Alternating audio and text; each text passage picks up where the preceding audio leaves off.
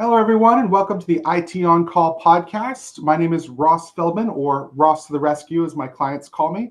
My business is Better Call IT. Better Call IT is the Advil to your business technology headache. I'm here with Michael Milliet of the Business Communication Expert. How are you doing today, Glenn?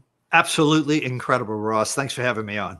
Great to have you on. You know, it's so funny. We've communicated a lot, and how people communicate is 100% how their business operates. And we need to communicate like a pro. Before we get into that, you moved to Charlotte a few years ago. How long ago did you move to Charlotte? I moved to Charlotte right on January 1st, 2018. So I've been here I'm in my 8th year now. 8th year. Awesome. And I hope you like it here. I do like it here. Charlotte is a great city.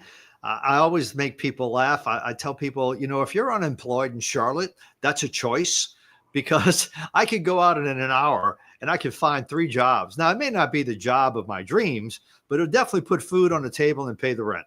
Absolutely. And there's so much opportunity, and there's 119 people a day moving to Charlotte, which is just an incredible clip of the amount of people that are moving here. And they're moving here with businesses, or they're starting businesses, or they have a corporate job and they leave the corporate America to start their own business. Right. How does the conversation go when you have a startup who says, Glenn, I need to sell more product, and you tell them what? Well, here's the point. We all want to sell more product. We want to sell more services. And what I share with people is this: when a prospect or potential client wakes up tomorrow morning, they've already made the decision. They're going to buy the product or service that you sell, that maybe many other people sell. The question is, will they think of you first? Will they think of you second? Or tragically, will they not think of you at all?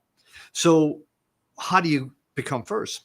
Well, everything comes down to one key word: communication. Communication is the key word in growing your business, your financial, your sales, and even your personal life. So let me put it this way: the ability to communicate, connect, and then close a conversation or a consultation that produces a positive call to action on the part of your listener.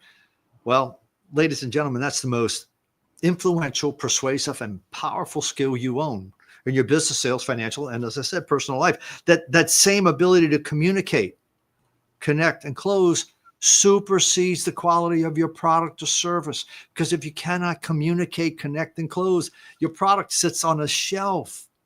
And then thirdly, I've seen this: the ability to communicate is the differentiator between growing the business or tragically going out of business. And I've also known this: it's the difference between winners and those who have not yet learned how to win. Communication is everything. The message we send, is it received? This is the big word. Is your communication comprehended? Now, I've been blessed with the gift of speaking, and I could speak for 8 hours straight and not repeat myself. However, if what I say has no value to my listener, why was I speaking? So that's the point. Communication is everything, Ross. Yeah, it's key. It's foundational. It's in life as well as business. All of us that are married know about the communications that we need to be able to do with our wives. As our children grow up, they become teenagers and they don't want to communicate with us anymore. So, we're definitely dealing a lot with communication in our everyday lives. Look, let me share this with you. I just recently, I was very fortunate. I was asked to speak at a conference in Cancun, Mexico. And I brought up a fact that marriage counselors stated that 51% of young couples said the reason they wanted to get a divorce because of lack of communication. She said about him, "Oh my God, I didn't know he was going to become an alcoholic." And he said about her, "I didn't know she was a shopaholic. She drove me to drink." It's a little bit of a joke, right? So nothing against the ladies, because communication is everything. Now let's talk about children. How we speak to our children.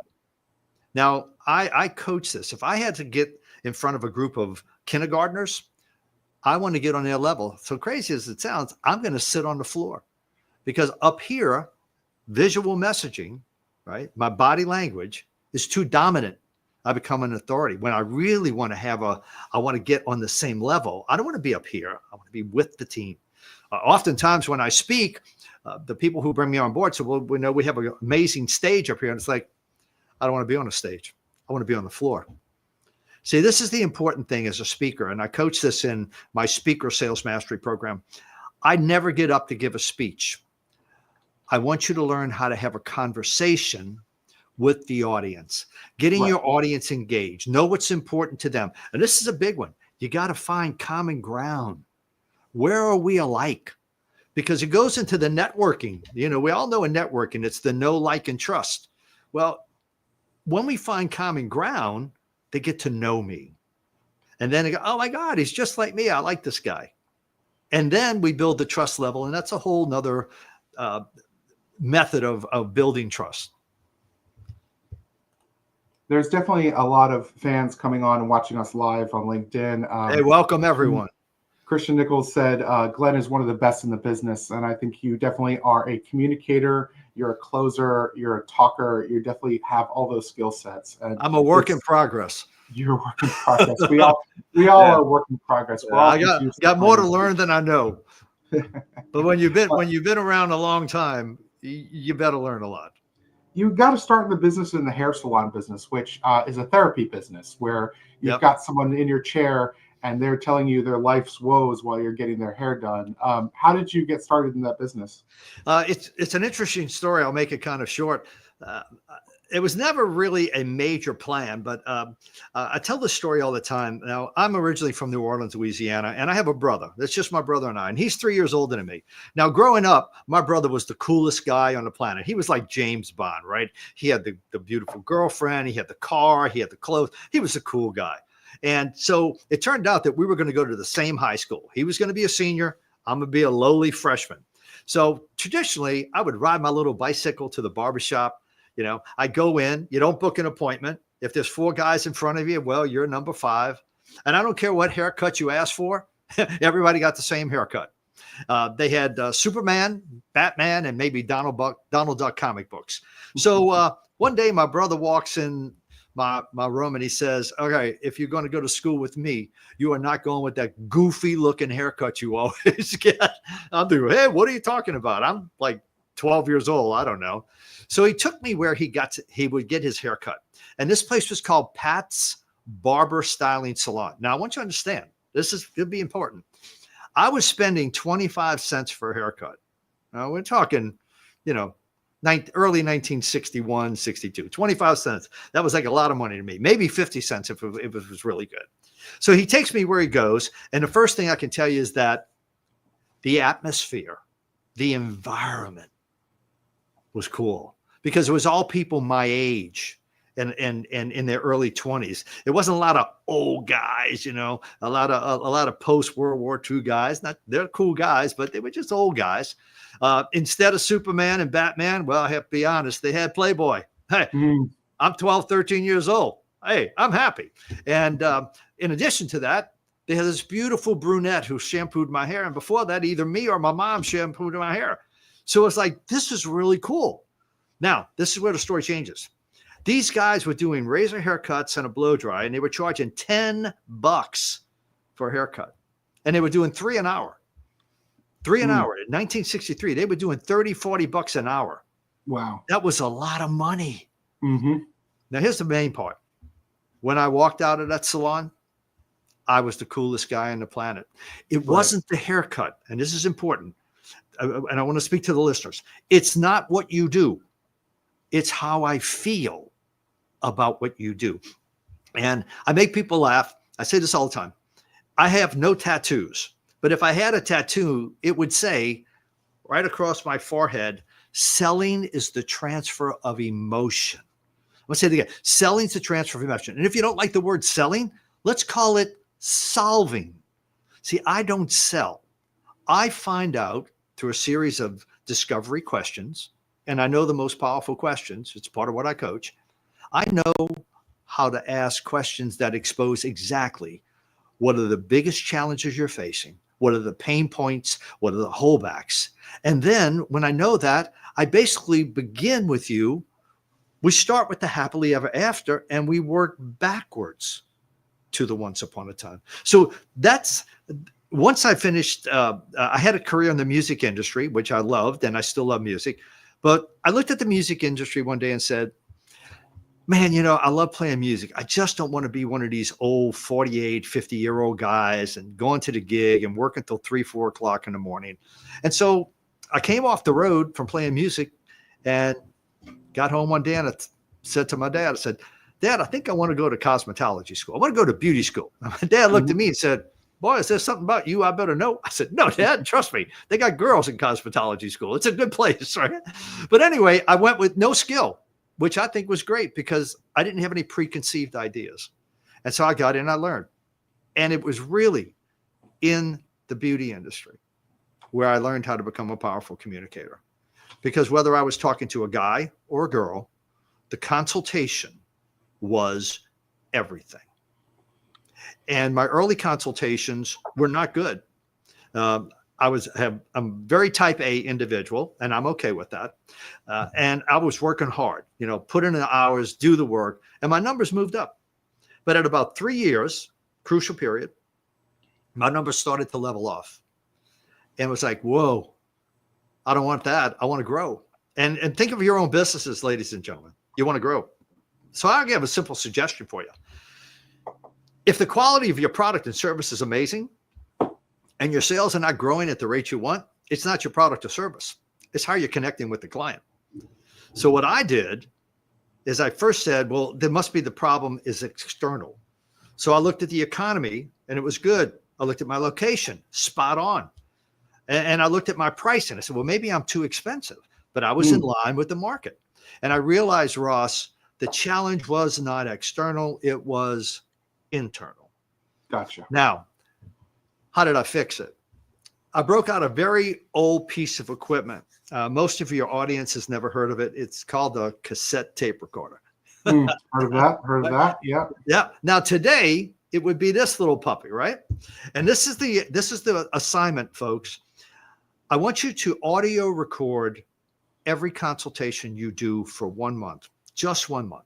Now, that sounds good. Okay, I recorded it. Now I want you to go home and I want you to listen to what you say as if you were the person you were speaking to. Right.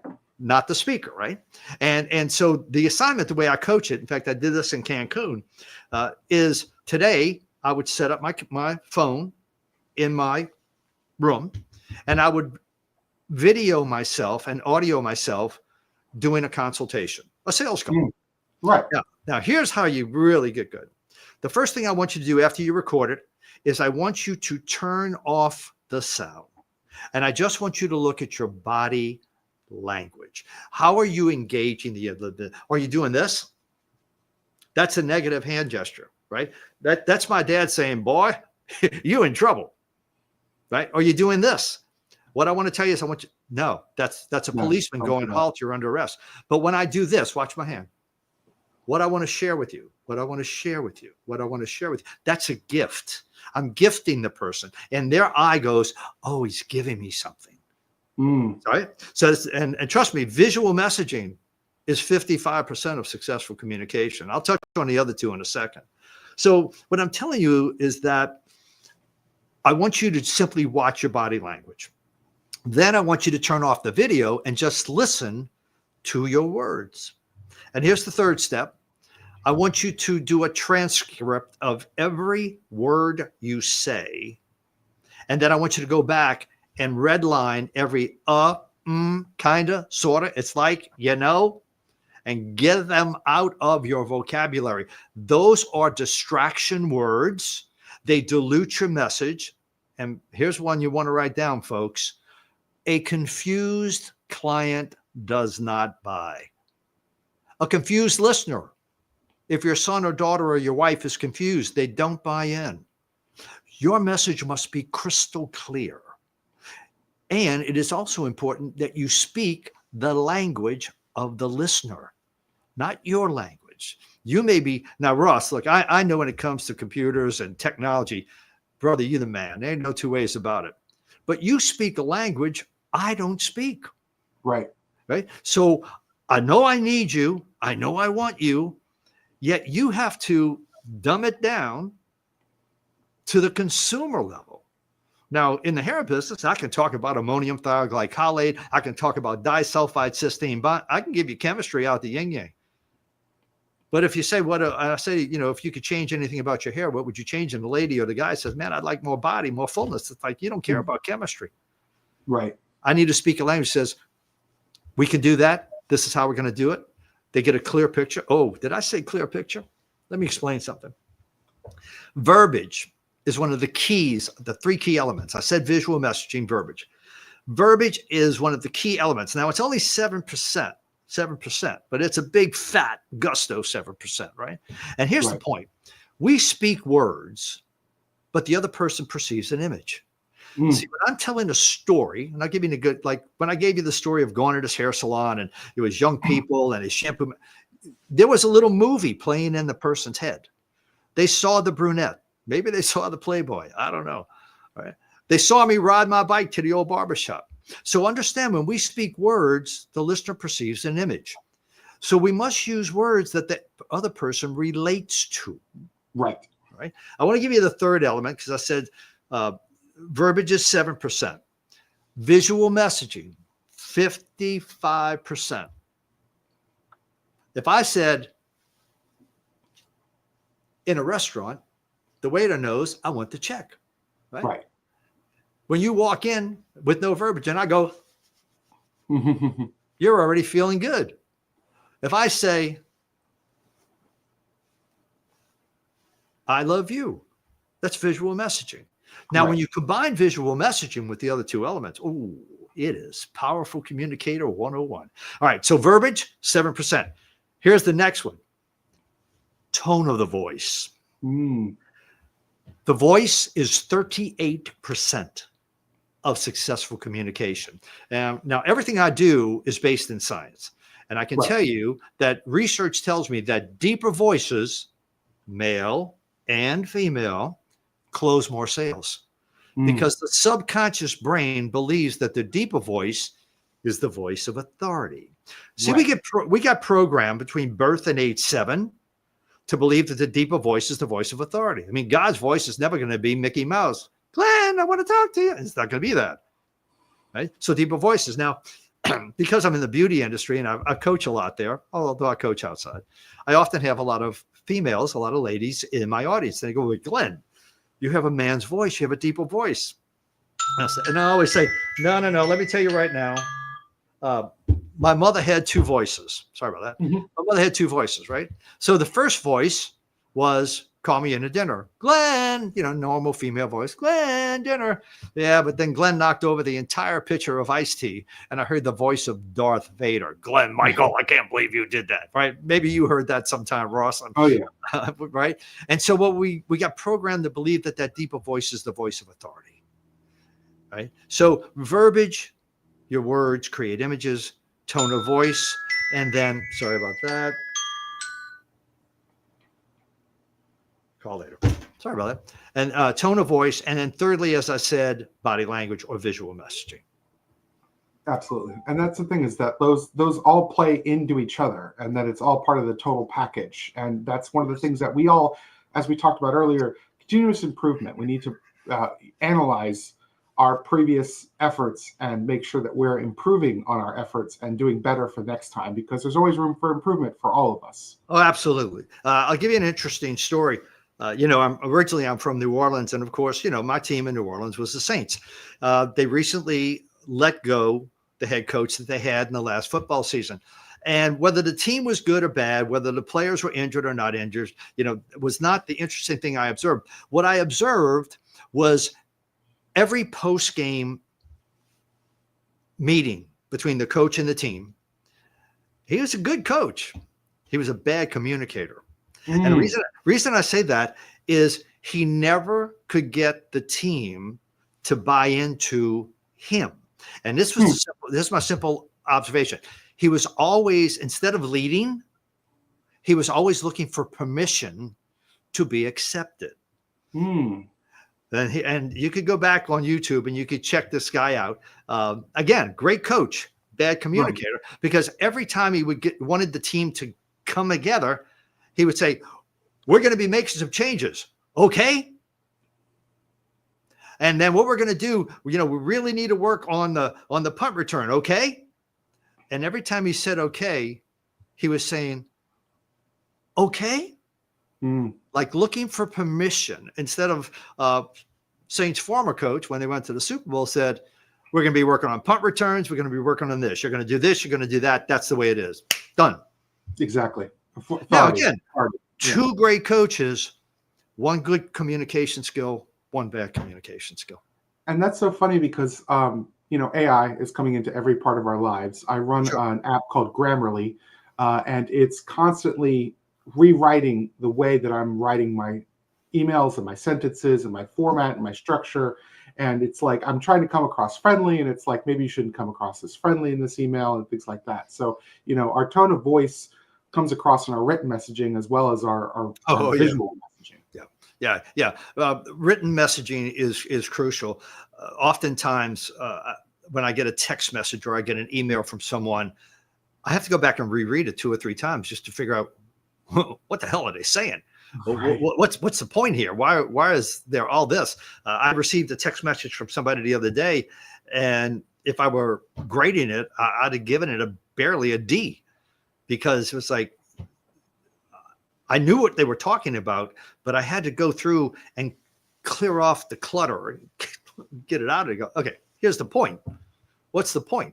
And when I talk about getting to the point in communication, get to the freaking point. Right?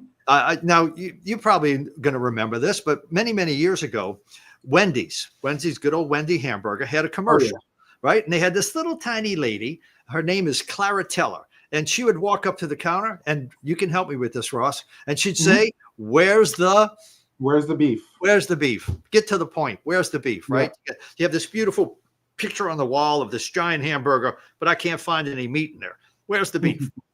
And so when we're in communication with people, we want to get to the point, because time is money. So, and this is another thing, and I coach this all the time. I don't go in to sell. I go in to close, because I already know where you want to be. Right. I talked about discovery questions. I want to share a couple with the audience, and you can review this if you like it, use it. So understand, you're not in business to sell what you want to sell. What? I'm going to say that again. You're not in business to sell what you want to sell. You're in business to sell what the client wants to buy, what they want to purchase. And it is the question you ask on the front end that will expose everything they want to purchase. Now, I'm going to go to the hair salon. Now, think about this. Most women, most men go to salon. The hairdresser says, as soon as they sit down, they say, so how do you want me to cut your hair? All right, Ross, if you ever said to me, how do you want me to fix your computer? How do you want me to do your IT? I'm not going to hire you. I wouldn't go to a doctor who said, how do you want me to fix your broken leg? No confidence. So it's a bad question, right? And then here's the worst answer. What if they tell you how to do it? Now you're stuck. Right. It has to be this way. Yeah, that's right. No, do it the way I told you. Now you become nothing but a robot. All right. So here's the killer question. I call it the $1 billion question. When a client sits in my chair, male or female, I ask this question. We'll just call the client Mary. Miss Mary, I know you're on the appointment book today for consultation. However, if you could change anything about your hair, the texture, the density, the length, the color, when the weather's humid here in Charlotte, you find your hair gets frizzy, what would you change? Zip. And then the client might say, well, my hair gets really frizzy. Let me write that down. And, I'm not really super crazy about the color. Let me write that down.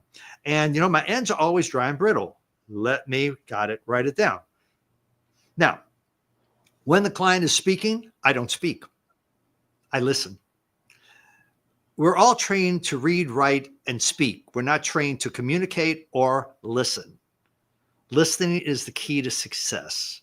You must listen to learn. And from what you learn, hey, you're going to earn. There you go. All right. So the $1 billion question is, if you could change anything. So if I were doing what Ross does, in the initial interview, Ross would say to me, so Glenn, if you could change anything about the skills and benefits and results you get out of your computer software and technology, what would you change? Right. And I would say, well, I don't have this. I don't have that. I'm not getting this. I don't know how to do that. Well, then Ross knows exactly what to talk about. He don't have to sell me. He's going to solve my challenge. Now, I'll give you a second question, which is also a powerful question.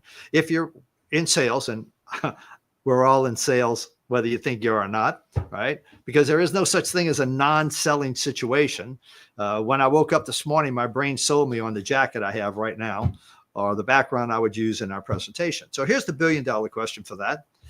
When you are in consultation with a prospect, ask this question.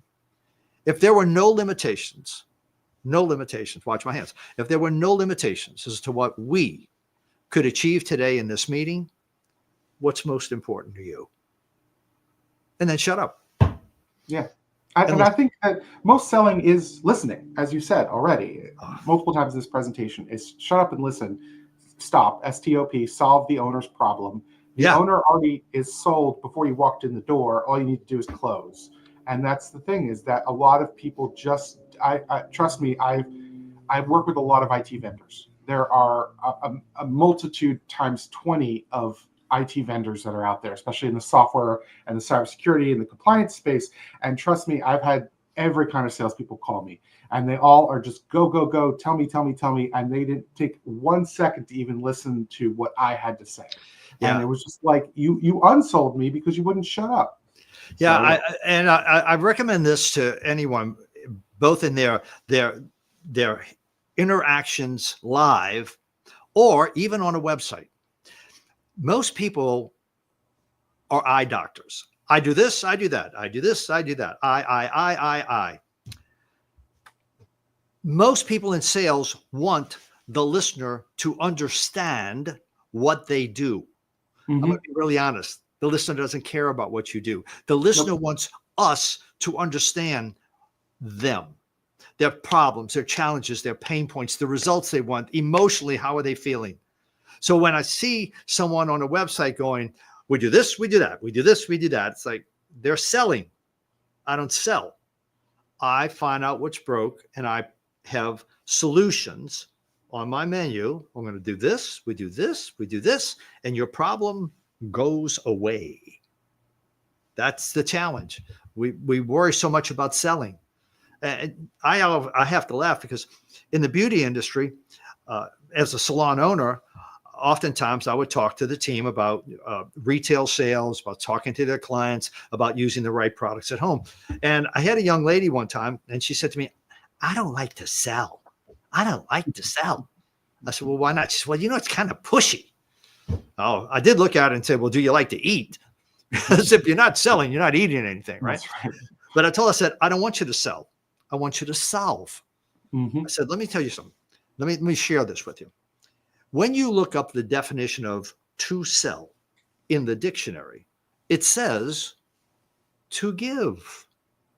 I give information and education so the client can say, yes, I want to buy that. That's the key.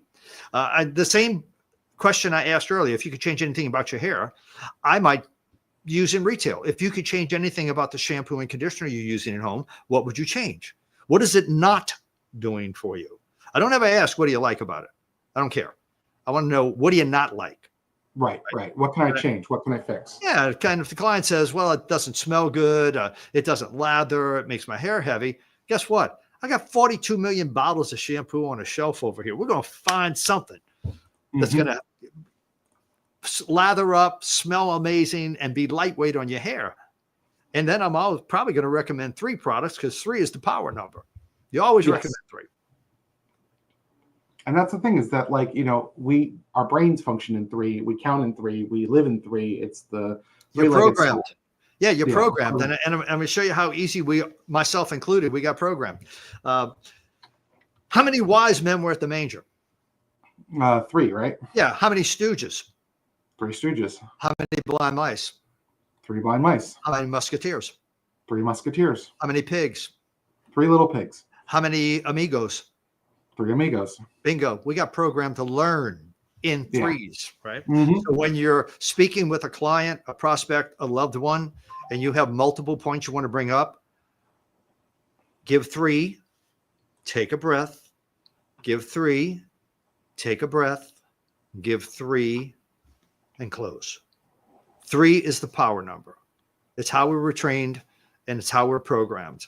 And when I see someone, and I coach this, my niche market in the beauty industry was women with fine thinning hair, and there was a particular hair system, and I'm going to do it all wrong. I'm going to show you wrong. So I want to give her the benefits of the system. Here we go. We can cut it, color it, low light it, curl it on, flat iron, round brush it, tuck it behind your ear, braid it down the back of your head, or put it up in a chignon. After the first three, her brain shuts off. Absolutely. Now watch the difference. We can cut it, color it, low light it, curl it on, flat iron, or round brush it. Tuck it behind your ear, braid it down the back of your head, or even put it up into a chignon. So they get clarity on each thing. Another recommendation I make to the audience is slow down your speed of speaking. I'll give you two techniques, one of which I call the slow and drop. So when my daughter was very little, she loved Rumpelstiltskin, right? That was her, like I could have read it a million times every night. So I'm giving you speed. Here's the beginning. Once upon a time in a land far, far away, was a little man named Rumpelstiltskin, pause, and he could spin straw into gold. The only thing she heard was straw into gold, right? So when I would do my brand position, I would say, I work with women who are challenged with fine thinning hair in the very top of the head. This produces low self-esteem, low self-image, and I have seen it affect the quality of a woman's life. So when I slow down and drop, that is what my listener hears the most. So that's a technique that can be used right now, but you got to practice. The next one is articulation. How many times, and Ross, you and I have been at network events, and I hear people get up and they murder the word and, A-N-D. They say too much. Yes, it's usually, I work with women who are challenged with fine N. N is an alphabet. And is a very powerful word when you articulate it. I work with women who are challenged with fine and thinning hair. And becomes a power word. Yeah. So articulation is crucial. The simple exercise is either Peter Piper picked a peck of pickled peppers, or the first stanza from The Raving by Edgar Allan Poe, and you read it slowly and you articulate every word. Once upon a midnight dreary. Right. And it will cause us through repetition. Repetition is crucial. I'm going to say that again. Repetition is crucial. And if you didn't get it the first two times, you got to repeat it. You got to practice. Simple. You don't practice, you don't play. Absolutely. And so practice makes perfect. Practice is how you get to Carnegie Hall. Practice, practice, practice. Sure. What other nuggets would you like to leave with our audience before we wrap for today? The nugget I'm going to leave is this.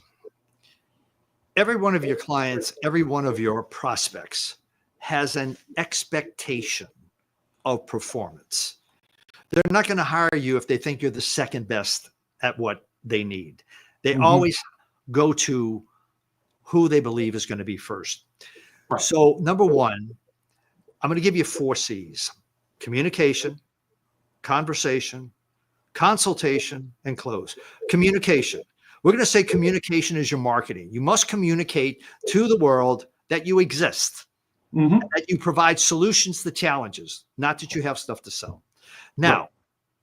I'm always amazed that highly intelligent, highly motivated individuals spend millions and millions of dollars to bring people to their business, but they fail to have the one key element, which is connecting with the client and closing the sale. All right. So communication is marketing. Understand the purpose of marketing is to make the phone ring. Right. Next, when the client shows up, before you get into consultation, get into conversation. Tell me about you. Where are we alike? Now, Ross, you're here in Charlotte. We have the Panthers. I'm from New Orleans. The Saints. We could talk football. We could find a common ground. All right. So conversation is finding common ground. Then the third element is going to be consultation. Hey, it's great to know that you love the Panthers and I love the Saints and I like the Panthers as well. But let's talk about why you're here. What are the challenges you're facing with your IT? What are the challenges you're facing in communication, closing sales, building your business? Then we provide solutions. And then lastly, we close with solutions. So communicate, conversation, consultation, and close. Cool. Very cool. And if people are trying to reach out to you, Glenn, how is the best way for them to reach out to you? I am so easy to get in touch with. I'll give you everything. So I actually answer my own phone. I can be reached at 504-250-3969. That's 504-250-3969. My email is Glenn, Glenn, at biz, com, com, X as in X-ray, PERT.com. And my website is businesscommunicationexpert.com. And I love to chat with any of your viewers. Glenn, every conversation has always been a great conversation with you. I've learned so much over the years. And again, on this conversation, yet again, I learned some more. If anybody is in need of technical assistance, my schedule is completely bookable at scheduleross.com. That's my calendar. It's open to customers, clients, and prospects. I also do answer my phone if you have my cell phone number. And I find it best that we communicate, connect, and close on your IT needs. Thanks so much, Glenn, and you have a great one. Absolutely. Have an incredible day, everyone.